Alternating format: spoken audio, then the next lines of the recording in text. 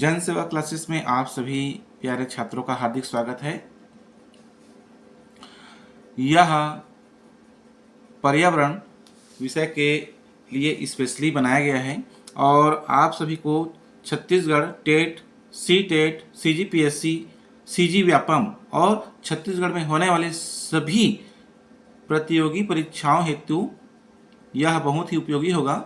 मैं हर एक सब्जेक्ट का सीरीज स्टार्ट कर रहा हूं जो आप सभी छात्रों के लिए बहुत ही लाभकारी उपयोगी होगा। आशा है आप सभी स्टूडेंट को यह जरूर पसंद आएगा और मैंने उन सभी प्रश्नों का समावेश किया है जो परीक्षा उपयोगी ही हैं। मैंने अपने जीवन काल में बहुत सी परीक्षाओं को दिया है और मैंने CG टेट 2011 उत्तीर्ण कर ली है और साथ ही सब इंस्पेक्टर परीक्षा 2011 मैंने मेंस उत्तीर्ण करके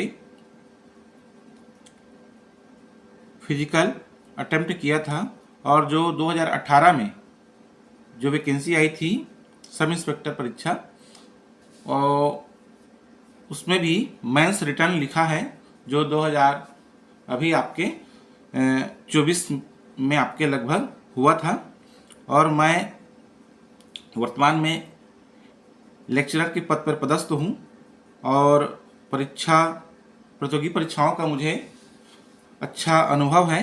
तो मैं चाहूँगा कि आप सभी छात्रों को मैं कुछ स्पेशल दे सकूं, निःशुल्क शिक्षा आपके लिए। मेरे पास जो भी ट्रिक्स हैं, मैंने अपना मेहनत से जो भी आज तक जीके का ट्रिक्स बनाया हुआ है, जो नोट्स बनाए हुए हैं, उन सभी नोट्स से आपको सीरीज बाय सीरीज देता जाऊंगा और बहुत ही जल्द आपको ब्लैक बोर्ड के माध्यम से क्लास लेना स्टार्ट करने वाला हूं।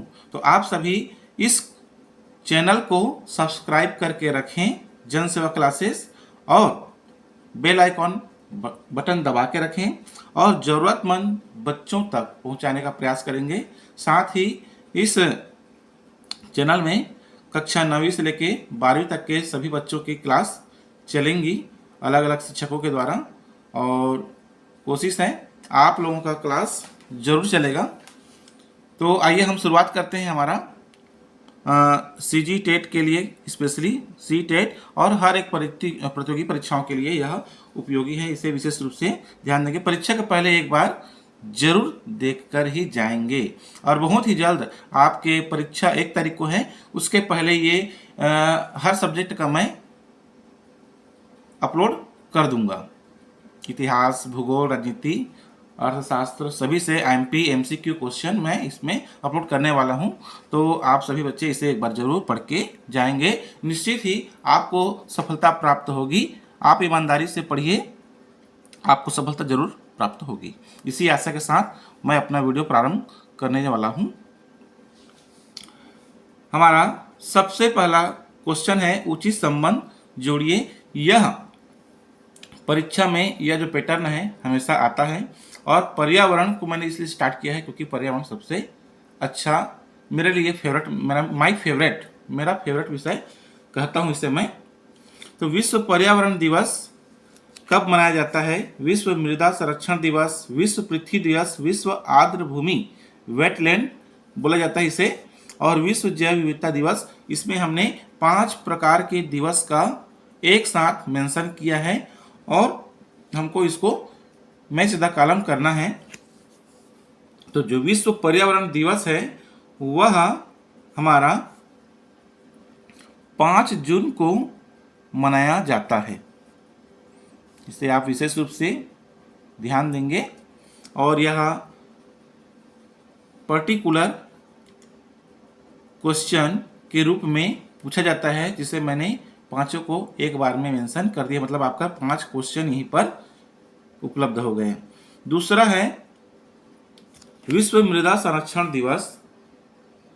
यह आपका 5 दिसंबर को मनाया जाता है विश्व पृथ्वी दिवस 22 अप्रैल। विशेष रूप से ध्यान देते जाएंगे। विश्व आर्द्र भूमि, इसे वेटलैंड भी कहा जाता है। यह दो प्रकार का क्वेश्चन बनता है, वेटलैंड दिवस और आर्द्र भूमि दिवस, तो इसे वेटलैंड के रूप में भी याद करके रखेंगे। यह आपका 2 फरवरी विश्व जैव विविधता दिवस, हमारा लास्ट बचा 22 मई।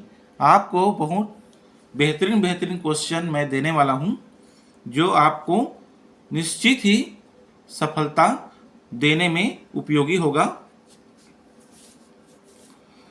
चेरनोबिल दुर्घटना संबंधित है बाढ़, भूकंप, नाभिकीय ऊर्जा, नाभिकीय दुर्घटना और ज्वालामुखी। इन चारों में से अपने को कोई एक ऑप्शन ही चूज करना है। दोबारा किसी भी ऑप्शन को हमको चूज करके हमारा OMR शीट में फिलअप नहीं करना है। इसका आप विशेष रूप से ध्यान रखेंगे। आपका नाम, डेट ऑफ बर्थ जो भी दिए जाएंगे, सेट दिए जाएंगे, और आपका बुकलेट, क्वेश्चन बुकलेट, उसे आप बिल्कुल ही सावधानी से भरेंगे। एक रो में आप एक ही डिब्बे में केवल एक ही अक्षर का प्रयोग करेंगे, कोई भी दोबारा रिपीट नहीं करेंगे, नहीं तो आपका OMR शीट कभी भी चेक नहीं होगा और अब इससे आपको परीक्षा से बिना बताए ही आप वंचित हो जाएंगे, आपकी मेहनत असफल हो जाएगी। तो OMR शीट के साथ छेड़छाड़ बिल्कुल भी आप नहीं करेंगे। आपको ABCD 4 ऑप्शन दिए जाएंगे, तो 4 ऑप्शन देने में आपको जो गोला दिया जाएगा, उन चारों गोलों में से आपको केवल जो आंसर उपयुक्त लगता है, जो आंसर सही है आपके अकॉर्डिंग, उसे ही आप गोला लगाएंगे और पूर्णतः रूप से गोला लगाएंगे। जैसे चेरनोबिल दुर्घटना संबंधित है, बाढ़ से है, भूकंप से है, नाभिकीय दुर्घटना से है या ज्वालामुखी से है, तो हमें इसका एक आंसर चूज करना है। आप इसमें गेस लगा के देखिए, ये हमारा नाभिकीय दुर्घटना से संबंधित है, तो अब हमारा यहाँ पे 1 2 3 4 ABCD, हमारा आंसर C है, तो इसलिए हम C वाला जो ऑप्शन है उसे पूर्ण रूप से गोला लगाएंगे।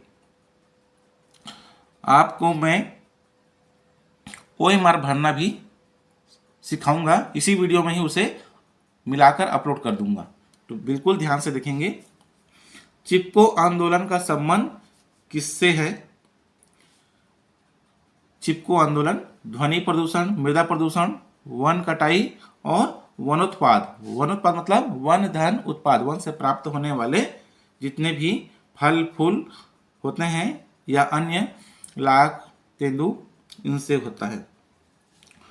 तो गेस कीजिएगा आप एक बार थोड़ा सा, फिर मैं आपको फटाफट इसे एक्सप्लेन कर रहा हूँ। चिपको आंदोलन आपका वन कटाई, जब हम ब्लैक बोर्ड के माध्यम से पढ़ेंगे तो हम इसका पूरा डिटेल पढ़ेंगे। अभी हम केवल MCQ कर रहे हैं ताकि जल्दी से जल्दी आपको रिपीटेशन हो सके। पर्यावरण संरक्षण अधिनियम 1986 कब लागू हुआ था? तो 19/11/1976, 19/11/1986, 19/11/1996, 19/11/2006। इस प्रकार का जब क्वेश्चन दिया जाता है तो केवल इसी डेट के अकॉर्डिंग ही सारे के सारे 19 हैं, केवल आपका जो सन है वो चेंज होता है, जिससे हमको अधिक से अधिक ज़्यादा कन्फ्यूजन होता है। या फिर यहाँ पर एक दे दे कि इनमें से कोई नहीं, उस कंडीशन में हमारा सबसे ज़्यादा दिमाग खराब हो जाता है और जो कि फिर बहुत सारा कन्फ्यूजन पैदा होना चालू हो जाता है। तो इसका जो है वो 19/11/1986 विशेष रूप से आप याद करके ध्यान देके इसका रिपीट करेंगे। राष्ट्रीय पर्यावरण अभियांत्रिकी शोध संस्थान, जिसको अपन शॉर्ट फॉर्म में निरी बोलते हैं, वह कहाँ अवस्थित है? मतलब स्थित है। तो ये हमारा हैदराबाद, नागपुर, बंगलौर और गुजरात, ये हमारा नागपुर में स्थित है। रेड डाटा बुक का संबंध है, रेड डाटा बुक पर्यावरण जो हमारा है वन अनुसंधान, उनके अकॉर्डिंग उनके पास एक स्पेशल बुक होता है जिसे बोलते हैं रेड डाटा बुक, जिसमें उन सभी जीव जंतुओं का उल्लेख होता है जो तस्करों द्वारा वन्य प्राणियों के अवैध शिकार से, वृक्षारोपण से, जैव विविधता के बारे में, विलुप्ति के संकट से ग्रस्त जीव जंतुओं से। तो ये जो रेड डाटा बुक है उसमें उन सभी जीव जंतुओं का मेंशन किया जाता है जो अब विलुप्ति के कगार पे हैं, जो अब विलुप्त होने वाले हैं, उनका संकट उत्पन्न हो चुका है। ऐसे विलुप्ति के कगार पे रहने वाले जीव जंतुओं को उन रेड डाटा बुक लिस्ट में ऐड किया जाता है ताकि उनका संरक्षण और उनका बचाव किया जा सके। कौन सा कारक जिसने पर्यावरण को सर्वाधिक प्रदूषित किया है? ऐसा कौन सा कारक है, क्या कारक है जिसने पर्यावरण को सबसे ज्यादा परेशान करके रखा हुआ है? हमारा नाभिकीय विस्फोट, जल विस्फोट, जनसंख्या विस्फोट और गरीबी विस्फोट। हम जब भी क्वेश्चन का अध्ययन करते हैं तो उसे बहुत ही बारीकी से हम अध्ययन करें, ताकि जल्दबाजी में, अक्सर मेरे साथ भी हो चुका है कि क्वेश्चन पढ़ने के बाद आंसर को एक नज़र देखने के पश्चात मैंने तुरंत ही आंसर को मेंशन कर दिया है, और मेंशन मैंने ऐसे जगह पे किया है कि वो ऊपर चला गया या फिर नीचे चला गया, या फिर जहाँ पे मुझे लगाना है उसे न लगाकर मैंने उस दूसरा ऑप्शन को मैंने टिक करके गोला कर दिया है। लास्ट में जब परीक्षा समाप्ति के पश्चात जब मैंने फिर से रिपीटेशन करके देखा तो मुझे लगा कि मैंने आंसर सही जानते हुए भी गलत टिक लगा दिया है। तो इसलिए आप थोड़ा सा विशेष रूप से ध्यान रखेंगे कि आंसर आपको स्पष्ट पता होना चाहिए और स्पष्ट जगह में आपका OMR शीट में गोला में स्थान में लगना चाहिए। तो कौन सा कारक है जिसने पर्यावरण को सबसे ज्यादा प्रभावित किया है? तो हमारा है जनसंख्या विस्फोट। जनसंख्या विस्फोट मतलब मनुष्य के द्वारा अधिक से अधिक जनसंख्या में बच्चे पैदा करने की जो प्रक्रिया है वह जनसंख्या विस्फोट कहलाता है। और हमारे देश में प्रतिवर्ष मरने वाले की जनसंख्या कम होती है, जन्म लेने वाले की जनसंख्या सबसे ज़्यादा होती है, जिसके कारण पर्यावरण को सबसे ज़्यादा प्रदूषित किया जाता है। क्योंकि हम मनुष्य हैं और हम ही संतान उत्पन्न करते हैं, जनसंख्या को बढ़ाते हैं, जिससे पर्यावरण को सबसे ज़्यादा नुकसान होता है। क्लाइमेट, क्लाइमेट मतलब होता है जलवायु। शब्द किस भाषा से लिया गया है? तो यह हमारा जर्मन, लैटिन, ग्रीक, अंग्रेजी, हमारा ग्रीक भाषा से लिया गया है। मैं ध्यान नहीं दे पाया। ठीक, कौन सा कारक जिसने पर्यावरण को सर्वाधिक प्रदूषित किया है? तो हमारा जनसंख्या विस्फोट। क्लाइमेट शब्द किस भाषा से लिया गया है? तो वह ग्रीक भाषा से लिया गया है। डोडो क्या है?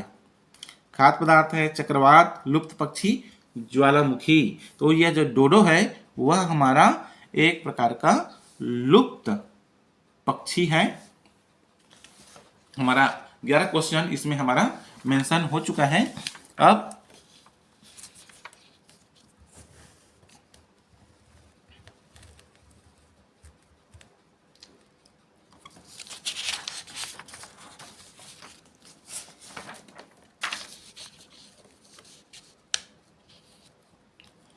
बेहतरीन क्वेश्चन आपके लिए।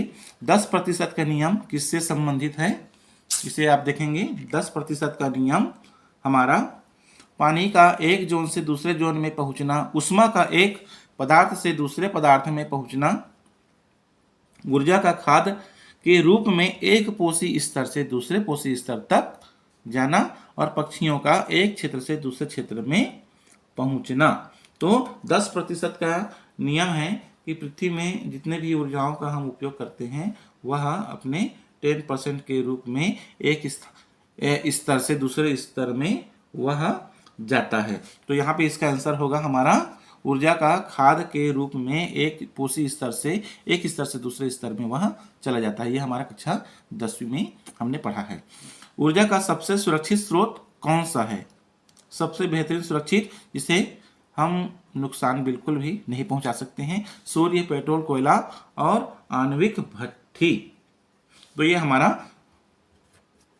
प्रकृति के द्वारा सबसे बेहतरीन सूर्य है, जिसे हम तो बिल्कुल भी नुकसान नहीं पहुंचा सकते। बाकी हम चीजों को नुकसान पहुंचा सकते हैं। भारत में मैंग्रोव, जिसे हम ज्वारी वन कहते हैं, वनस्पति मुख्यतः पाई जाती है।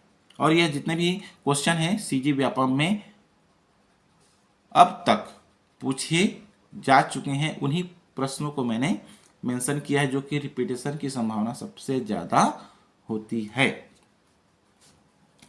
दंडकारण्य, ये तो हमारा छत्तीसगढ़ का बस्तर वाला जिला कहलाता है। कच्छकरण गुजरात, सुंदरवन और मालाबार तट, तो हमारा जो मैंग्रोव ज्वारी वन है वह हमारा सुंदरवन में पाए जाते हैं। निम्न में से कौन सा अनुक्रमण खुली चट्टान पर प्रारंभ होता है?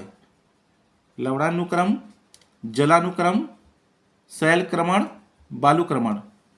यहाँ पे हम 4 ऑप्शन में से किसी एक ऑप्शन को विशेष रूप से टिक लगाएंगे, तो ये हमारा हो जाएगा शैलक्रमण। सागर से ऊर्जा कहाँ निकाली जाती है? हमारे सागर से ऊर्जा को हम कहाँ निकाला जाता है? तो ये हमारा मेदीपट्टनम, विशाखापट्टनम, मछलीपट्टनम, कुलशेखरपट्टनम। तो ये हमारा यहाँ पे कुलशेखरपट्टनम में ऊर्जा को निकाली जाती है। 10% का नियम किस वैज्ञानिक ने दिया है? अभी जो मैंने बताया 10% नियम ऊर्जा का खाद के रूप में एक पोषी स्तर से दूसरे पोषी स्तर में जाने वाला, तो इसे हेकल, लिंडेमान, ओडम और टेंसले किसने दिया है? तो इसे हमारा लिंडेमान ने दिया है। पृथ्वी का सर्वाधिक वृहद पारिस्थितिक तंत्र निम्नलिखित में से कौन सा है? पृथ्वी का सर्वाधिक सबसे बड़ा पारिस्थितिक तंत्र कौन सा है? जीवोम, स्थलमंडल, जैवमंडल और जलमंडल। इसमें से हमारा कौन है? तो जैवमंडल हमारा सबसे बड़ा पारिस्थितिक तंत्र होता है।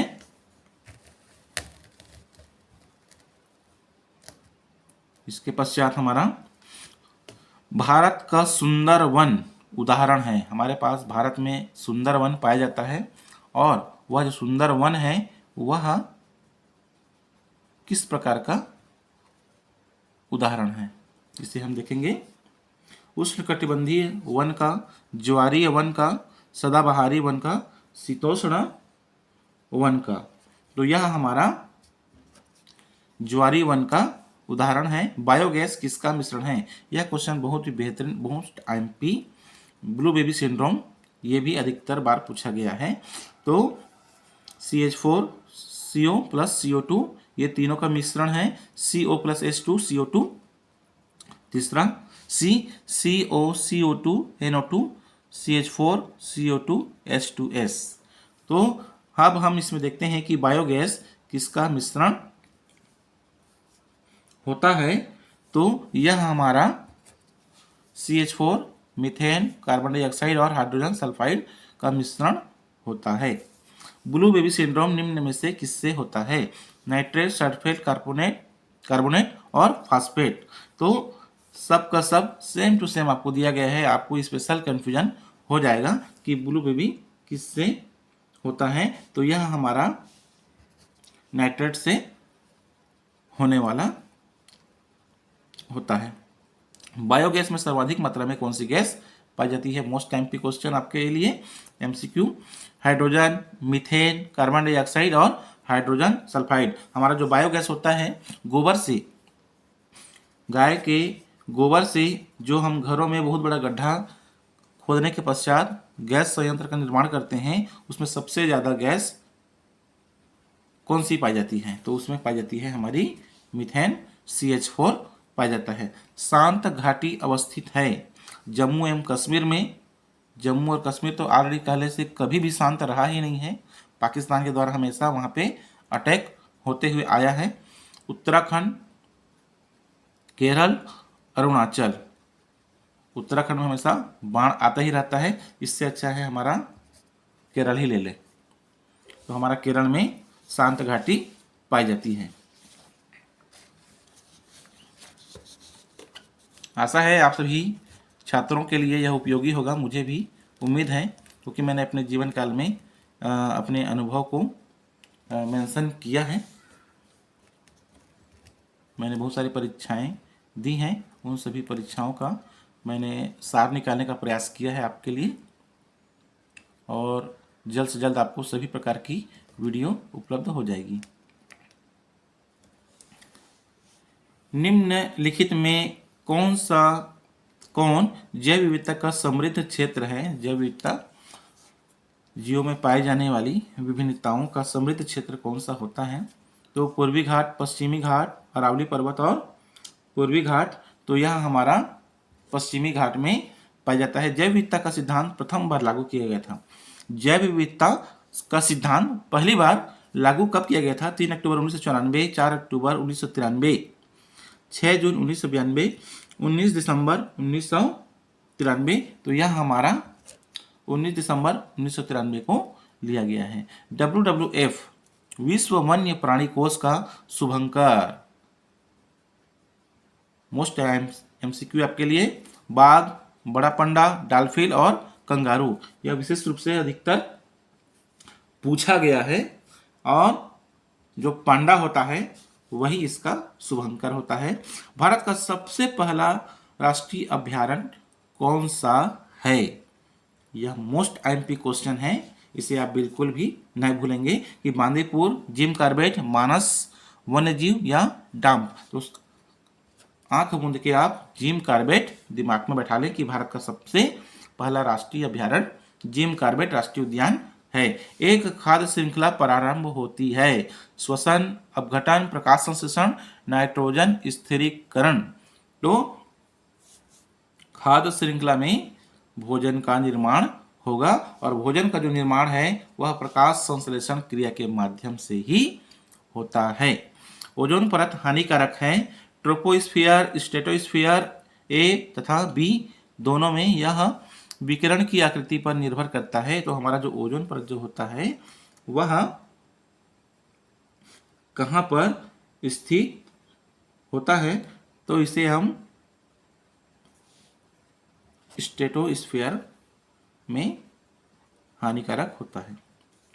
ओजोन छिद्र के लिए कौन उत्तरदायी है? हमारा वायुमंडल में ओजोन की एक परत पाई जाती है। वह जो ओजोन की परत है उसमें छेद होने के कारण सूर्य के द्वारा जो अल्ट्रावायलेट किरणें होती हैं वह हमारी पृथ्वी में प्रवेश कर जाती हैं। तो उसके लिए सबसे ज़्यादा जिम्मेदार कौन सा गैस होता है? तो oxygen, SO2, CFC, chlorofluorocarbon, carbon dioxide, sulphur dioxide. तो इसमें से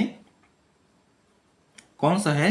तो आंख मूंद के आप थोड़ा सा दिमाग लगाएंगे कि हमारे वायुमंडल में इतने सारी गैसें हैं, तो उसमें से केवल एक स्पेशल है CFC, क्लोरोफ्लोरोकार्बन।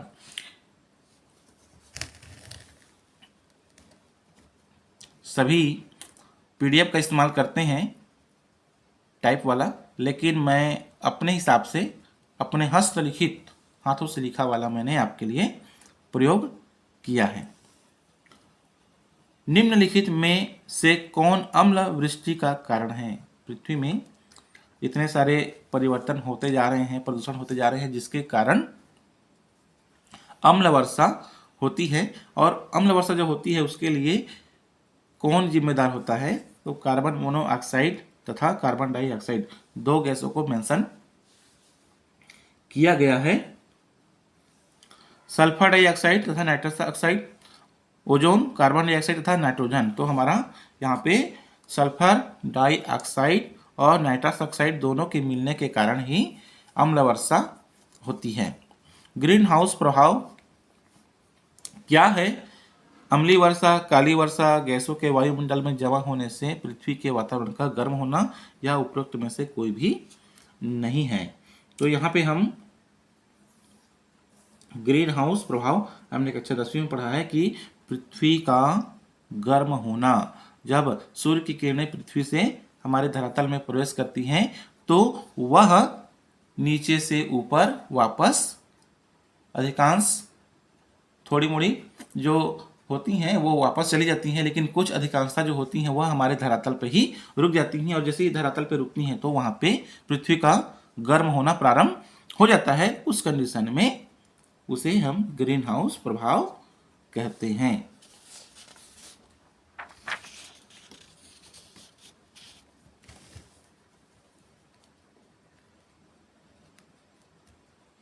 ऊंचाई के साथ तापमान में गिरावट आती है। जैसे जैसे हम ऊंचाई में आगे बढ़ते जाते हैं तापमान में गिरावट आती जाती है। तो वह हमारा कौन सा मंडल होता है? ये सबका आपको विशेष रूप से ट्रिक्स के माध्यम से मैं ब्लैक बोर्ड में आपको क्लास लेने वाला हूं बहुत जल्द। ऊंचाई के साथ तापमान में गिरावट आती है। ओजोन मंडल, क्षोभ मंडल, मध्य मंडल और समताप मंडल, तो हमारा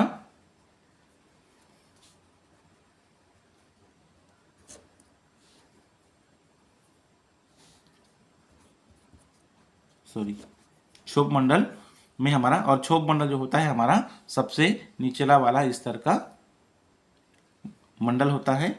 उसके पश्चात बढ़ते जाता है। इसको मैंने टी सोई करके शॉर्ट फॉर्म में बनाया हुआ है। ट्रोपोस्फीयर, स्ट्रेटोस्फीयर, टीसो, ओजोनोस्फीयर, आइनोस्फीयर और एक्सोस्फीयर, 5 प्रकार के मैंने इसको शॉर्ट फॉर्म में बना के रखा हुआ है। 32 वाला देखेंगे। वातावरण में सर्वाधिक प्रतिशत है, वातावरण में सर्वाधिक प्रतिशत है तो हाइड्रोजन का, कार्बन डाइऑक्साइड, नाइट्रोजन और ऑक्सीजन, ऐसी कौन सी गैस हैं जिसका सबसे अधिक ज़्यादा प्रतिशत वातावरण में होता है? तो वह हमारा होता है नाइट्रोजन का। भोपाल गैस त्रासदी किस गैस के कारण हुई थी? भोपाल में गैस त्रासदी हुई थी, गैस का रिसाव हुआ था, वह कौन सा गैस है? Methyl isocyanide, MIC, ammonia, carbon dioxide, या इनमें से कोई नहीं? तो हमारा MIC गैस का रिसाव, मिथाइल आइसोसाइनाइड गैस का रिसाव होने के कारण वहाँ पे बहुत ही ज़्यादा लोगों की मृत्यु हुई थी। ISO 9001 अनुपात 2000 क्या है? हैजार्ड मानक, गुणवत्ता प्रबंधन सिस्टम मानक, पर्यावरण गुणवत्ता मानक, स्वास्थ्य और सुरक्षा मानक। तो यह हमारा होता है गुणवत्ता प्रबंधन सिस्टम मानक। हमारा कोई भी जो प्रोडक्ट लॉन्च होता है या उस पर 9001 अनुपात 2000 का सील लगा हुआ होता है। गुणवत्ता का ये मापन के लिए किया जाता है। वायु में स्मॉग का निर्माण कौन करता है? Aromatic hydrocarbon, nitric oxide, carbon monoxide, या उपरोक्त सभी? 35 क्वेश्चन हम देखेंगे। तो इसमें वायु में स्मॉग का जो निर्माण होता है सभी गैसें करती हैं। निम्न में से किस गैस की वैश्विक तापन क्षमता सर्वाधिक है? सबसे अधिक तापन क्षमता, ताप की जो क्षमता होती है किस गैस में होती है? Methane, nitrous oxide, carbon dioxide, और चौथा है हमारा CFC। तो हमारा यहाँ पे कार्बन डाइऑक्साइड गैस जो है सबसे ज़्यादा गर्म करने वाली होती है। निम्न में से किस CFC का, क्लोरोफ्लोरोकार्बन का, वायुमंडल में जीवन काल न्यूनतम होता है? यह मैंने परीक्षा दिलाया था, उस परीक्षा में यह क्वेश्चन आया हुआ था, इसलिए मैंने इसे मेंशन कर लिया है। CFC 113, CFC 12, CFC 11 और CFC 115। तो हमारे वायुमंडल में किसका न्यूनतम होता है जीवन काल? तो वह होता है CFC क्लोरोफ्लोरोकार्बन 11 का होता है। भारत में प्रथम न्यूक्लियर ऊर्जा स्टेशन की स्थापना कहाँ पर हुई थी? इसका भी मैं सभी का ट्रिक आपको धीरे धीरे देने वाला हूँ, मेरा पूरा नोट्स पड़ा हुआ है। कोटा, नरोरा, कलपक्कम, तारापुर। तो यह हमारा कलपक्कम में स्थापना की गई थी। अति हानिकारक UV किरणें कौन सी है? अल्ट्रावायलेट किरणें कौन सी हैं? अल्ट्रावायलेट किरणें तो होती हैं, लेकिन उस अल्ट्रावायलेट किरणों के कई प्रकार होते हैं। अल्ट्रावायलेट किरणें ABCD। अब यहाँ पे हमारा कंफ्यूजन स्टार्ट हो जाता है। तो हमारा जो सबसे ज़्यादा हानिकारक पहुँचाने वाला होता है वह होता है अल्ट्रावायलेट C। जल प्रदूषण के संबंध में BOD का क्या मतलब है?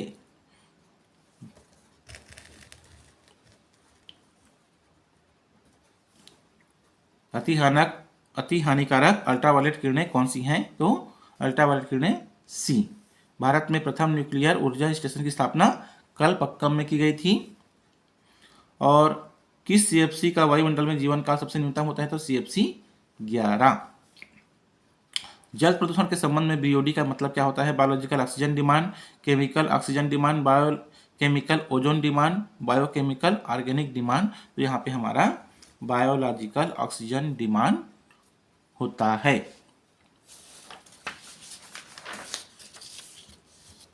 आपको 50 क्वेश्चन इस पार्ट में, इसके बाद जस्ट तुरंत ही आपको नाइट में अपलोड हो जाएगा। और इसके साथ साथ इतिहास, भूगोल, राजनीति सभी का 2 से 3 दिनों के भीतर में अपलोड करने का प्रयास करूँगा। आप उसे ज़रूर, रिक्वेस्ट है, एक बार ज़रूर देख लें, ताकि परीक्षा में आप अगर मेरे द्वारा दिए गए MCQ से अगर कुछ क्वेश्चन भी फंस जाता है, तो अगर एक क्वेश्चन भी फंसता है तो उसमें आपका जो रैंक है वो बहुत ऊपर आने की संभावना होती है, क्योंकि एक एक पॉइंट्स में बहुत सारे बच्चे फंसते हैं। निम्न में कौन सी धातु विषैली नहीं है एवं अल्प मात्रा में आवश्यक है? जो विषैला भी नहीं है और हमारे लिए थोड़ी मात्रा में आवश्यक है, कॉपर, स्ट्रांसियम, कैडमियम और सिल्वर। ये हमारा 41 क्वेश्चन। स्ट्रांसियम जो है विषैली नहीं होती है, लेकिन थोड़ी मात्रा में आवश्यक होती है। ग्रीन मफलर संबंधित है 42 वायु प्रदूषण, जल प्रदूषण, मृदा प्रदूषण और ध्वनि प्रदूषण। तो यह हमारा जो ग्रीन मफलर है यह हमारा ध्वनि प्रदूषण से संबंधित है।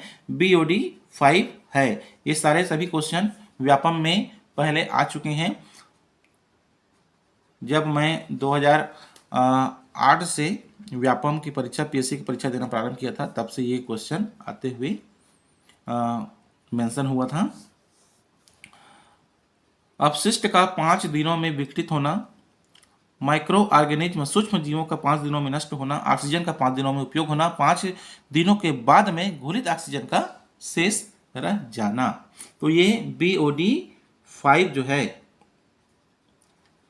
किस में आपका आंसर आएगा? तो यह 5 दिनों में उपयोग, 5 दिनों में उपयोग का होगा। ऑक्सीजन का 5 दिनों में हमको उपयोग करना होगा। जल से भारी धातुओं को हटाने के लिए उपयोग में आने वाली शैवाल है। जल से भारी धातुओं को क्लोरेला, एनाबिना, नास्टाक और AMB दोनों। तो हमारा क्लोरेला और एनाबिना जो है दोनों का उपयोग किया जाता है। ईटाई एक बहुत कष्टकारक रोग है और यह किसके कारण होता है? यह मेरे परीक्षा में जब मैंने दिलाया था तब ये क्वेश्चन आया हुआ था। तो कैडमियम, लेड, आर्सेनिक, मर्क्यूरी, हमारा कैडमियम के कारण ईटाई वाला जो रोग है वो होता है। अम्ल वर्षा होती है पेट्रोल, लकड़ी, कारखानों और कोयला के जलाने से। तो यह अम्ल वर्षा जो होती है हमारे वायुमंडल में, अम्लों की वर्षा होती है। पानी की वर्षा तो हमेशा होती है, लेकिन जब वहाँ पे हानिकारक जो अम्ल हैं जब वह इस पृथ्वी में गिरते हैं तो वह किसके कारण होता है? तो कारखानों कारण होता है, क्योंकि कारखानों से अधिक मात्रा में धुआं निकलता है। 47 हमारा क्वेश्चन है, हमारा 47 से 50 तक। निम्न में से कौन सा जल प्रदूषण का निश्चित कारण है? Arsenic, sodium chloride, coral reef और उपरोक्त सभी। तो हमारा आर्सेनिक जो है वो जल प्रदूषण का सबसे निश्चित कारण होता है। जैव क्षयी प्रदूषक है DDT, अपशिष्ट, प्लास्टिक, एस्बेस्टस। तो हमारा अपशिष्ट जो है वह जैव क्षयी प्रदूषक है। भारत में सबसे सामान्य प्रकार की आपदा है सूखा, भूकंप, भूस्खलन, बाढ़। जो सामान्य रूप से उत्पन्न होती है तो वह हमारा है बाढ़। अम्ल वर्षा, जल का pH मान होता है 6.1, 3.1, 2.1 और 5.1। तो ये हमारा 3.1। इस प्रकार से आपका 50 MCQ पर्यावरण में कंप्लीट हो चुका है। आशा है आप सभी स्टूडेंट को यह जरूर पसंद आएगा। पसंद आने पर लाइक, सब्सक्राइब, बेल आइकन को आप दबा के रखें ताकि आपको अगला नेक्स्ट वीडियो जल्द से जल्द प्राप्त हो सके। और कोशिश करो कि आपका पेपर 1 तारीख को है, उसी आशा के साथ मैं 1 तारीख से पहले ही आपका MCQ अपलोड कर दूंगा सभी विषयों का, चाहे मुझे रात भर जागना क्यों ना पड़े। मैं आपके लिए मेहनत करने को तैयार हूं। बस आपसे रिक्वेस्ट है कि आप इस चैनल के जो भी वीडियो हैं आपके लिए, CG टेट, CG व्यापम के लिए, इसे आप एक बार जरूर देखेंगे। और मेरा जो अब तक का 20 सालों का जो अनुभव है उस अनुभवों का मैं उपयोग करते हुए आपके लिए जीके ट्रिक्स जो मैंने अपने नोट्स में बना के रखे हैं उसे भी मैं आपको पूरा का पूरा नोट्स के रूप में देने वाला हूं। आपको ब्लैक बोर्ड के माध्यम से पूरा बनाकर बताऊंगा, एक्सप्लेन करूंगा और आपको देकर आपको भी परीक्षा में सफलता प्राप्त करने के लिए आगे बढ़ाऊंगा। इसी आशा के साथ जन सेवा क्लासेस में आपका हार्दिक स्वागत है और बेस्ट ऑफ लक आप सभी को आपकी परीक्षाओं के लिए। और अच्छे से ध्यान से OMR शीट को देखकर ही बनाएंगे और OMR शीट को कैसे भरते हैं इसको भी मैं मेंशन करूंगा। तो धन्यवाद।